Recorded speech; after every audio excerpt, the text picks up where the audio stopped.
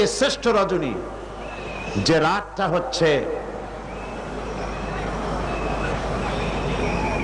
আল্লাহ পাকের কাছে অত্যন্ত পবিত্র, যে রাতটি হচ্ছে খায়রুম মিন আলফি শাহর, সেটা হচ্ছে লাইলাতুল কদর, লাইলাতুল মুবারাক। আজকের রাত্রে একটি পবিত্র রাত। এ রাত্রে রাসূল সাল্লাল্লাহু আলাইহি সাল্লাম কবর জিয়ারত করেছেন, নফল ইবাদত করেছেন, কাঁদাকাটি করেছেন।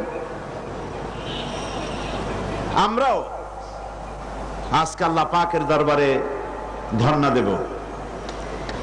তবে প্রচলিত শবে বরাত যেটা করা হয়, রুটি তৈরি করা, হালুয়া তৈরি করা এবং এগুলি বিতরণ করা, এই রাত্রের জন্যই খাস করে নেওয়া, এটা সঠিক নয়।